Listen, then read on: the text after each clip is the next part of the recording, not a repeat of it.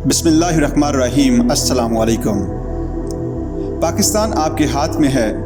बानी पाकिस्तान के चंद फरमूदात पेश खिदमत हैं जो आज भी हमारे लिए मशाल राह बन सकते हैं। पाकिस्तान रवाना होते वक्त 7 अगस्त 1947 के दिन कायद-ए-आज़म ने फरमाया, आज माजी की तलखियों को दफन करके हिंदुस्तान और पाकिस्तान की दो आज़ाद और खुद मुख्तार ममलकतों की हैसियत में हमें असर नौ आगाज़ करना है।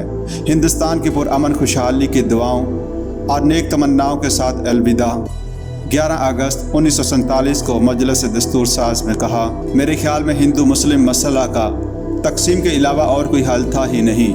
मुझे यकीन है कि मुस्तकबिल की तारीख का फ़ैसला भी इसी के हक़ में होगा और इससे ज़्यादा ये कि जो ज़माना गुज़रता जाएगा अमली तजर्बा से ये बात वाज़ेह होती जाएगी कि हिंदुस्तान के आइनी मसला का हल सवाए तकसीम के और कुछ नहीं था।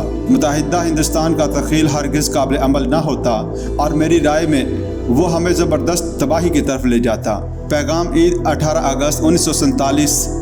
इस रोज़ आपने फरमाया, ये आज़ाद और ख़ुद मुख्तार पाकिस्तान की पहली ईद है जो इंशाअल्लाह खुशहाली का एक नया बाब खोलेगी और जो इस्लामी सकाफ़त और नज़रियात की निशात सानिया की तहरीक का एक अहम संग मील साबित होगी। मैं दुआ करता हूँ कि वो हम सब को हमारी गुज़श्ता और काबिल एहतराम तारीख़ के शायान शान बनाए और हमें यह तौफ़ीक़ अता करे कि हम अपने प्यारे पाकिस्तान को दुनिया की सही मानों में अज़ीम कौम बना सकें। अखबारी बयान 24 अगस्त 1947। कायद-ए-आज़म ने फरमाया, मैं पाकिस्तान के हर मुसलमान मर्द और औरत से कहता हूँ कि वो इस मुल्क की तामीर करें ताकि हम अक़वाम आलम में अपने लिए एक मुअज़्ज़ज़ मकाम पैदा कर सकें। अखबारी बयान 24 अगस्त 1947। आपने फरमाया, दुनिया की कोई ताकत पाकिस्तान का शरीज़ा बिखेरने में कामयाब नहीं हो सकती। पाकिस्तान की जड़ें मजबूत और गहराई के साथ कायम कर दी गई हैं।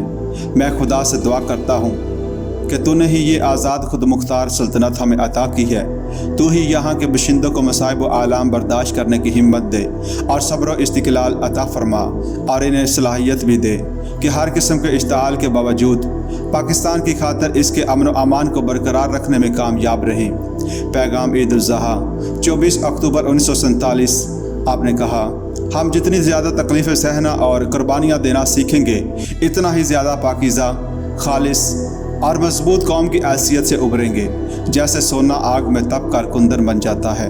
20 अक्टूबर 1947 को रेडियो पर तकरीर करते हुए कहा, आइए हम अपनी अजीम कौम और अपनी खुद मुख्तार ममलकत पाकिस्तान की तश्कील व तामीर के लिए कुछ तदबीर करें।